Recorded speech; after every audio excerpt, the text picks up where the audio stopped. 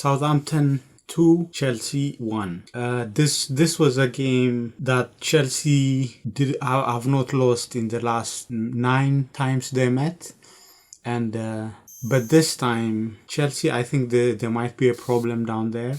They have Kante injured, they have Kovacic injured. Or did Kovacic play? I think Kovacic did not play.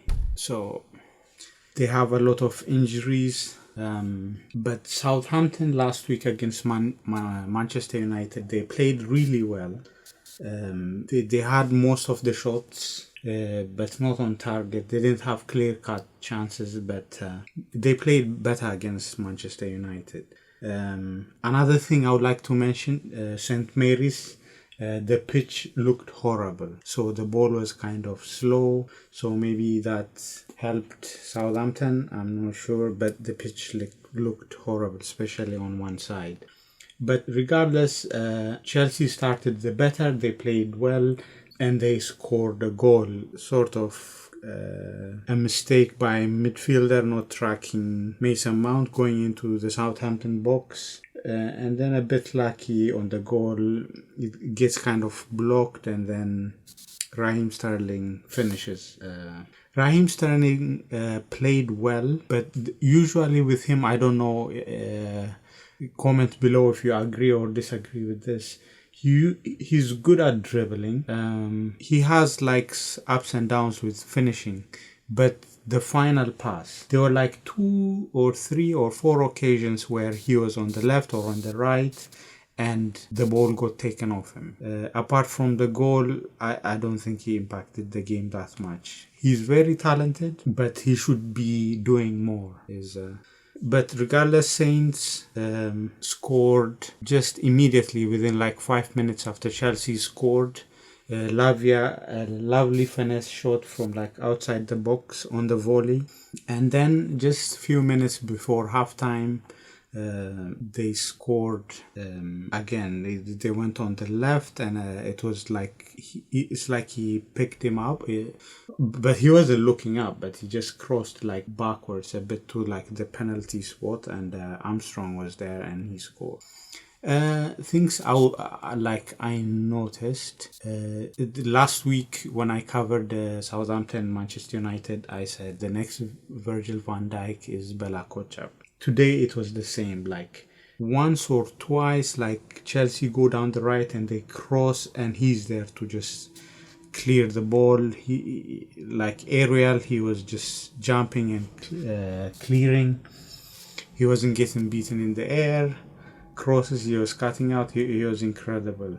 And Shea Adams, I think he could have been a basketball player, because all the balls that were being kicked forward, he was jumping and getting them, which was incredible. And I tried to find out his height. He doesn't look that tall, but he can literally jump high.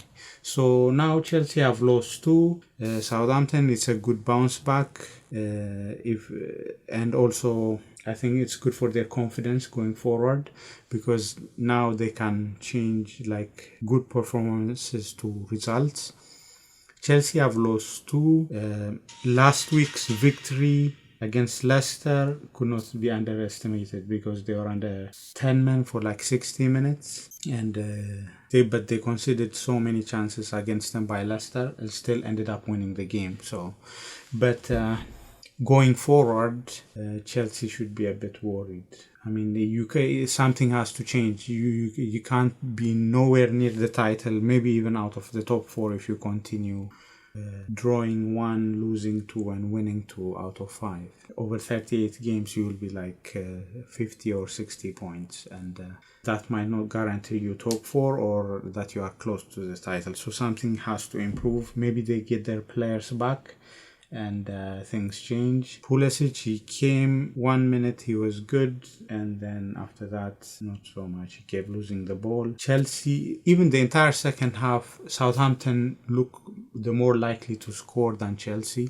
Chelsea looked like, apart from the last like 10 minutes, 80th to 90th minute, I didn't see so much. Chelsea second half, they were just Southampton. It felt like they wanted to win. They ran the most.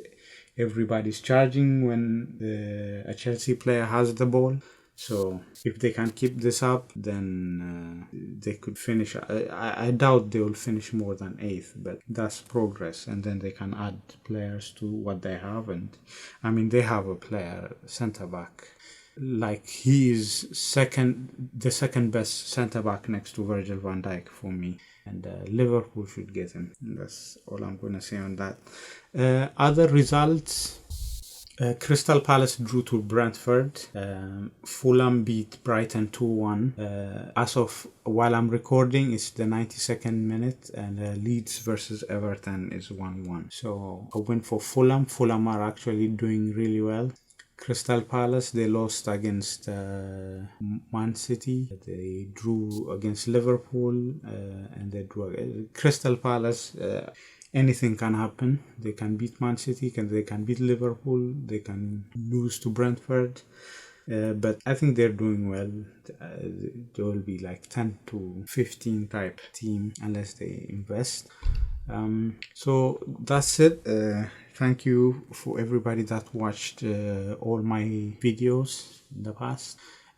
I'm gonna upload more reacting to the games tomorrow and the games on Thursday. Over the weekend, I wanted to post about Liverpool beating Brighton 9-0, and Scott Parker has been sacked. That performance, I would like to see Liverpool tomorrow, and because that game was at Anfield and everything worked. That was incredible. But let's see. They play tomorrow again. They play tomorrow against Newcastle. That's going to be a challenge. Newcastle, they're a Moneyball team now. They have money. They have improved. Last season, apart from Liverpool and Man City, they had the most points after they appointed Eddie Howe as the manager. So it's going to be a challenge. But it's at Anfield, so I expect Liverpool to win. But it's going to be tough. St. Maxima, it's going to be a big stage. He's going to run it's going to be... usually plays on the left, so maybe Andy Robertson. They might put him on the right and make him run on Trent. We'll see. That's going to be a very good game, so I'm going to post about that tomorrow.